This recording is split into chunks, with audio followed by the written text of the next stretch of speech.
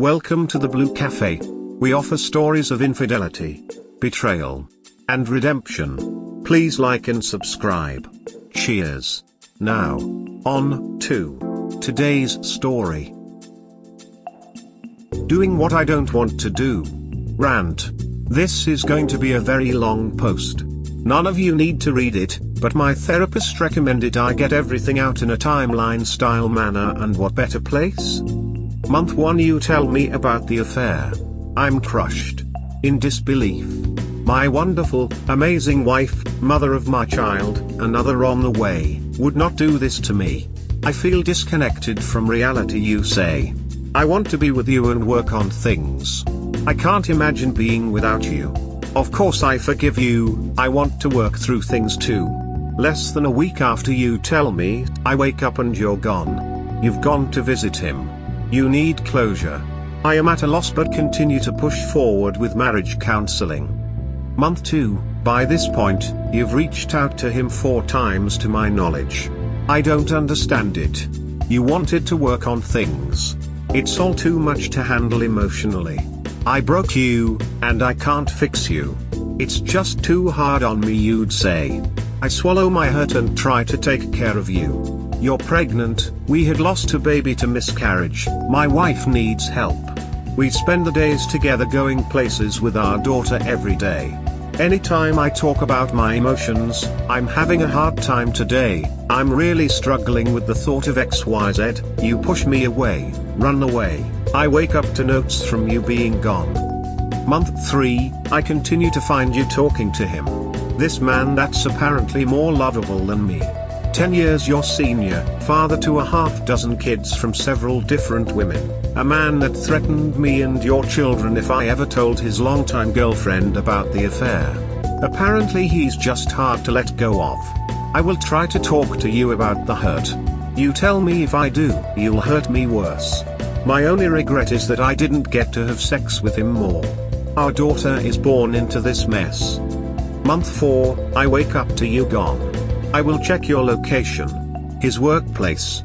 Ask you about it. I just needed to on a drive.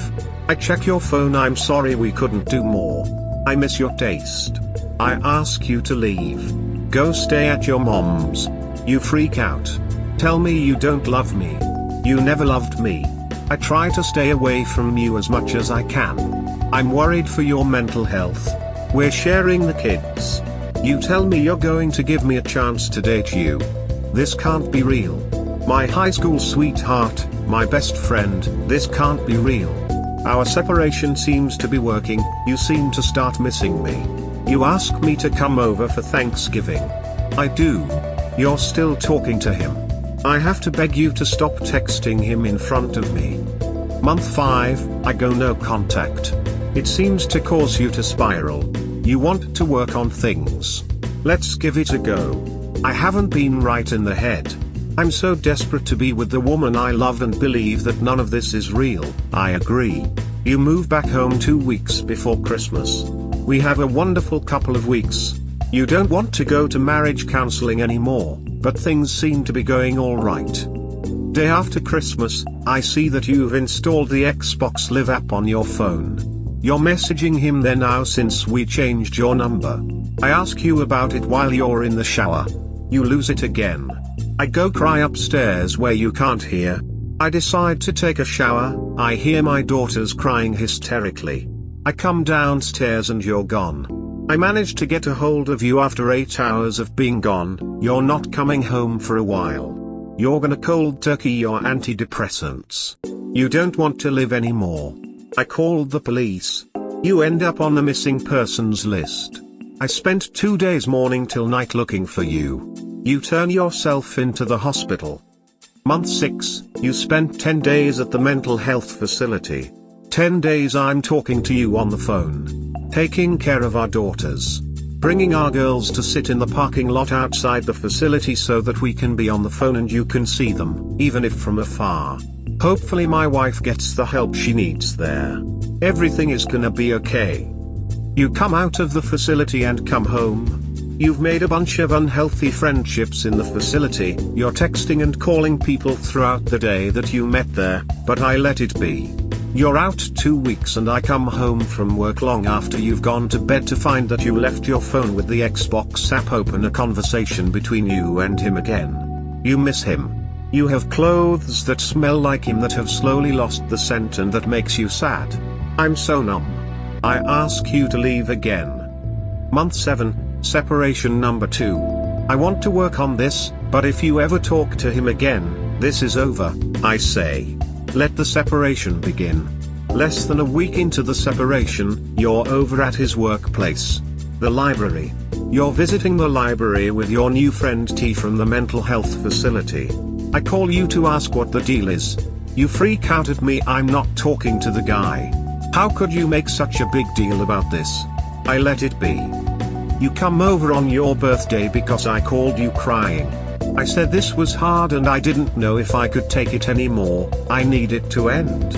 You come over with divorce papers telling me you always rush things, trying to force me to make a decision right away. I cry and say, why are you doing this? I still don't believe any of this is happening. You mock me, tell me if you don't stop crying I'm going to hit you in the ducking face. You're a woman and I can't imagine what people would do to me if I said anything like that to you. But when you say it, you're just going through a rough time. Month 8, I've been taking care of myself to the best of my ability. We're sharing the girls. You get half the week than I do. It's hard. I love my daughters so much and I hate being apart from them. We've been apart a full month, nearing 2 by the end of March, and you haven't been talking to him. You want to work on our marriage. I request that we move to a new city on the other side of the metro area to get away from all the painful reminders and to have a fresh start. You agree, and so we find a wonderful little house together to rent. Plus, you're pregnant. There's no way it isn't yours. Why would you even doubt that? Month 9, moving day. Your brother casually tells me as we're moving, she never stopped talking to him. I blocked him on her Xbox Live. He keeps asking her to leave him alone, but she keeps sending him messages. I don't feel anything. Maybe he's lying? We're in our fresh start house in less than a week. Our daughter is sick and we're taking care of her. I ask what time it is. You show me your phone. Xbox Live notification at 3 AM. I don't care, this isn't real. I set my alarms for the morning. You see me on my phone and take it from me. I don't like you talking to people every time I make a mistake. I was just setting an alarm. 2 more weeks pass. I'm just trying to avoid you. You work days. I work nights. This isn't real life. We're putting the girls to bed. You look all dressed up to go out somewhere. You going somewhere tonight? I need to get out of the house. You say. I guess I made the wrong face because you stormed out. I find you in the bathroom and ask if you're okay. You tell me you feel trapped and I tell you I can relate. I explain that it sucks being cheated on, then having to take care of you, not getting to have my own hurt or emotions, chastised every time I feel something. You lunge from the bathroom, begin hitting me over and over. I fall on the bed. You turn off the lights and hit me more. I called the police. You go to jail. Your family calls me, you ducking idiot. What did you do? What did you say to her to make her hit you? Now what, genius? She's in jail and it's your fault. I just cry. Eventually though, I lay it all out and yell back. Of course my mother-in-law doesn't mention all the awful stuff she said to me, she just tells everyone I yelled at her. My wife is out of jail now. Trial is next month. I still believe you have some sort of mental health problem. That's the only way this past year has made sense compared to the last decade. I found her crying in the closet. I asked what was wrong. You never apologized for calling the police on me. I'm shocked. She doesn't care about me one bit. She's cheated on me, verbally and emotionally abused me for nearly a year, now physically abused me, and she's crying not because she can't believe what she's done to me, but because I haven't apologized for sending her to jail. I talked to an attorney a little over a month ago. They want me to take everything you have you pay me alimony, child support, etc. I don't want any of that, I just want this to be over. I love my wife, or who I thought she was. I want to do everything I can to take care of my little girls. But I can't keep letting this go on. She doesn't care about me one bit. She's told me a million times she doesn't love me. She doesn't even bother to pretend to say it anymore. I'm a big tattooed man being destroyed by a tiny woman. The only thing I ever wanted in life, my wife, my family, you know it's all I want and you hold it hostage over me. I don't want to divorce, but you've never apologized, never stopped cheating, gaslight, blame shifted, never once actually cared. Save me. I'm in hell. Edit, post is up for 5 minutes and I'm already getting downvoted to hell. I know you probably all think I'm spineless. Probably right. It's hard accepting that the woman you've been madly in love with for a decade is a monster. Cut me some slack. Didn't think of a support group subreddit. I'd so quickly get shit on for being open about being torn apart by someone you want to trust. Edit 2, I've read through as many of the replies as I can. I'm gonna try to get back to a lot of you and I appreciate the PM's support as well. Last night I sat down with her and went over the divorce papers and started filling them all out. I'm sticking to it and if she won't do it amicably, which I'm sure she won't, then I'm going to resume activity with the lawyer. I know a lot will say just go to the lawyer now. But honestly I'm broke and the $3,500 for retainer alone is somewhat out of my budget. My wife is a shopping addict and we spent $10,000 throughout COVID on marriage counseling. Not to mention my work has been impacted heavily due to COVID. Get tested for STIs and get all 3 of your children paternity tested. Why you won't take everything you can get and get what you've painfully earned out of her is beyond me, but don't raise someone else's child rent for her too. My 6-month-old and my nearly 3-year-old are spitting images of me. Not to mention they're the same color as me and her AP is a different ethnicity. The baby she's pregnant with now, obviously I'm not sure. She's only 3 months along. When the baby is born I will be getting a paternity test. The fact that they resemble you means nothing. You should DNA test the kids. People that have affairs so ruthlessly, like your wife, are usually serial cheaters. Serial cheaters like to have unprotected sex, thus STIs and getting pregnant from affair partners is commonplace. Happened to my serial cheating ex-wife, so I know what I'm saying. Finally, you're right when you say she's a monster. She is an abuser. She manipulates, gaslights, insults, cheats on, assaults, and disrespects you to no end. She's treating you horribly. I'm so sorry for you. Really sorry. You should start treating her like the enemy she is. Not saying you should do illegal things, but you should line your ducks and protect yourself mentally, physically, and financially in every possible way. Also, you should tell friends and family what's going on, i.e., that she's having an affair, that she's an abuser, and that she's a serial cheater. Do not allow her to spin the narrative. She seems the kind of woman who has no problem smearing your reputation. So, take control of the narrative right now. You may also want to consider telling AP's girlfriend she has a serial cheating boyfriend, depending whether you want some retribution or not. Yeah, there's a number of people aware of the whole situation on both sides. It's really only her family that insistently blames me. It was only through my therapist that I was able to realize that her and her family have been gaslighting me. It's funny because she had been accusing me of gaslighting her. She had gone through my phone, seen a text conversation between a friend and I about her AP harassing me. She then went into my call logs and saw that he had called me. She then said I was making the whole thing up and gaslighting her.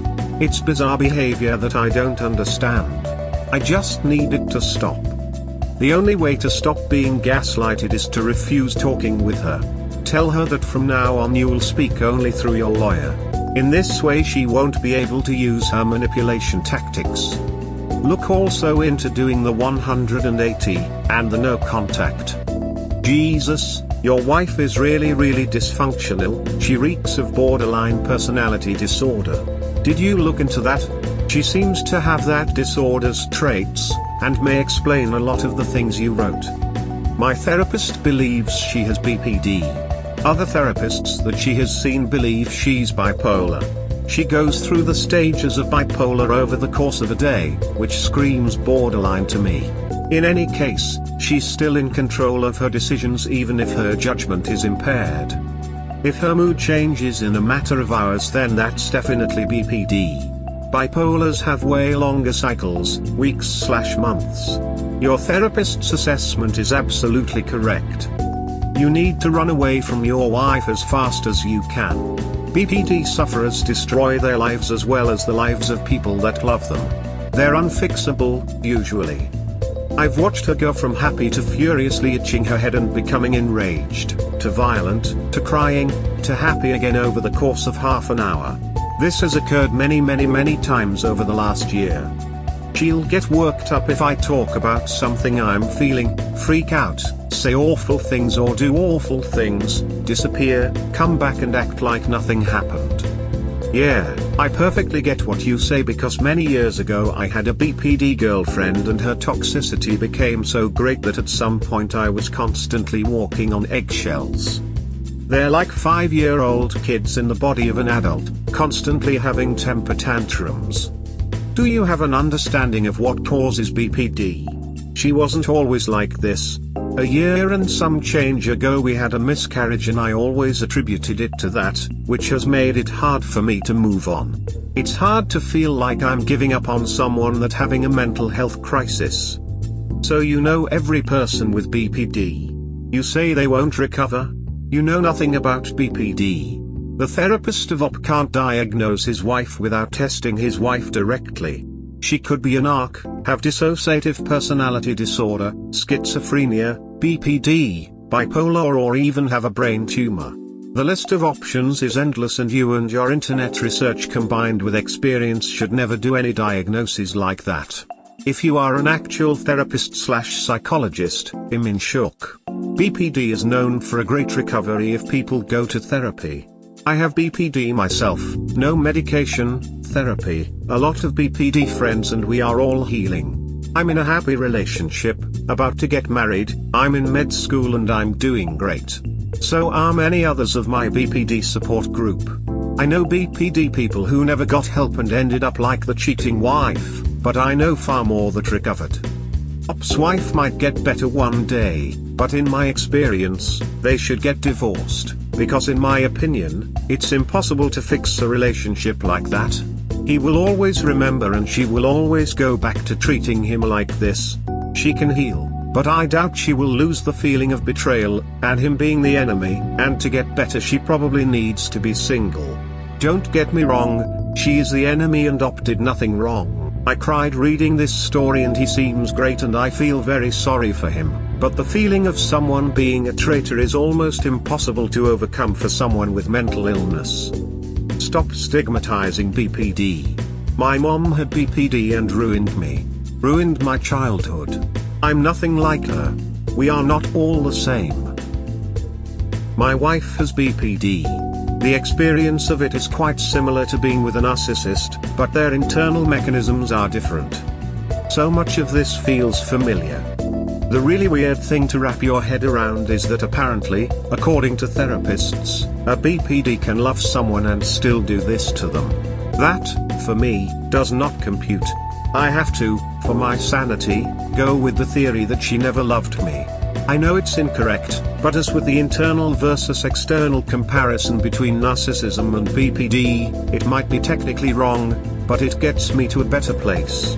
It feels bad consciously making that decision, but it's my only hope of getting back to sanity. I look like my stepdad, people have actually mentioned it.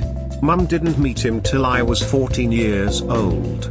Do a DNA test. Man, you can take paternity test while pregnancy time, do it otherwise it's too late, stay safe brother. DNA test anyway. Take her for what you can because your children need that help. Not for you. For them. Does the AP remotely look like you? How about your wife's relatives? Then there is a chance they are not your. I feel sorry for you, but not because of how your wife abuses you, but rather because you keep coming back for more. Kind of like the guy who stands up to the biker in the bar for insulting his girl. He's been knocked down 5 times and the biker tells him to stay down. He gets up and ends up stabbed. A tragedy but totally foreseeable.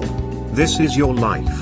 You need to recognize she has the proverbial knife and you can't keep coming back for more. Get out, friend. Anything is better than what you got. AP looks like a crackhead version of George Jefferson. I'm a white dude. I agree, I've been knocked down 20 times and keep coming back for more. I can't anymore. We hope you have enjoyed today's episode. Please comment, like and subscribe. Cheers. Have a wonderful day or night. Wherever you are.